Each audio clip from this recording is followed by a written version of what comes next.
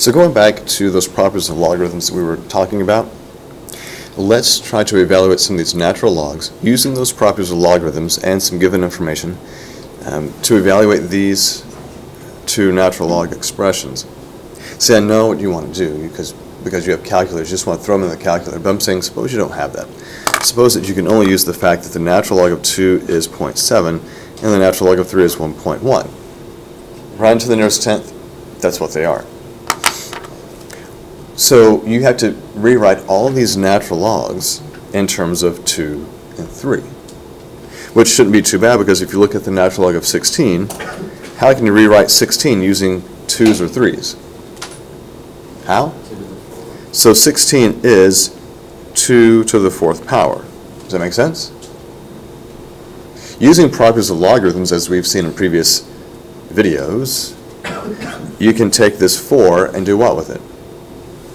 4 comes to the front of the... So it becomes 4 times the natural log of 2, and this is where we can now make a substitution using that given information. The natural log of 2 is equal to what? So I'm going to rewrite this natural log of 2 as 0.7, and then I can see that the natural log of 16 is 2.8. I gave you some information here about the natural log of 2, and we were able to use that to come up with an approximation, really, for the natural log of 16. Anytime we turn these natural logs that are not perfect powers into a decimal, it's always going to be an approximation.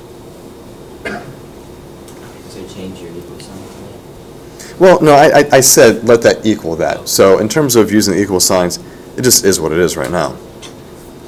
Over here, the natural log of 27 over 2. How could you rewrite any of this? To the third. Okay, so we could rewrite this as the natural log of 3 to the 3rd over 2. Remember, 2 is still 2. It's the natural log of 2 that would then become a decimal. But I haven't gotten to the part where I have natural log of 2 by itself. But this does go back to something we saw previously.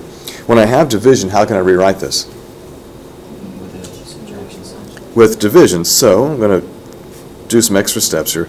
So the natural log of 3 to the 3rd minus the natural log of 2.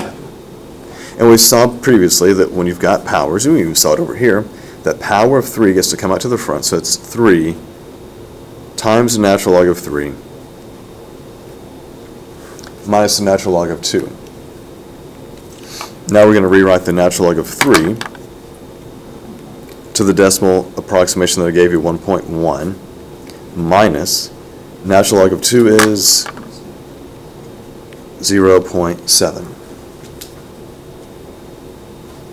There's nothing I've done here that requires a calculator, not even in this next step, because when you work this out, 3 times 1.1 is 3.3, minus 0.7.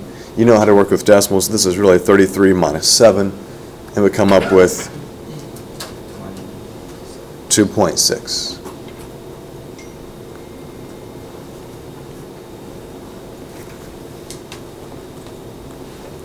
So let's take a moment to verify our work.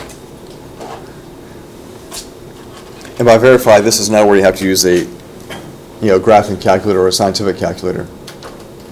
So if I type in the natural log of 16, I should get something that's close to 2.8.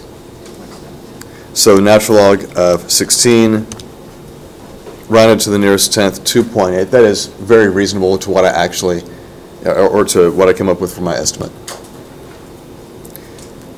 For this other one, we came up with 2.6. So if I do the natural log of 27 divided by 2, I get 2.60 and some change. So yeah, everything seems to match up. Now when you do these problems in my math lab, they're going to have things that say natural log of 3 equals, and it's going to go out to either 3 or 4 decimal places. So you're still going to need to work with those estimations they give you, the decimal approximations. You're going to have to work with those, and you only round at the very end. Do not just straight up put it into your calculator, because what's going to happen is that if you do this and you say, oh, it's 2.6027, if you had actually used the number that my math lab gave you, it would round just a little bit differently, and that's going to be the number they're looking for. Because if they say, use this for a value, you have to use that. So you have to avoid just going straight to the calculator because of rounding errors. And these properties that we're exhibiting right here, it's the same kind of stuff that you would have done back in the day before you had calculators that could calculate logs and natural logs and all that stuff. You would have a table of values that you could reference, and as long as you knew how to do multiplication, subtraction, addition, you're good to go. You just had to work within those properties.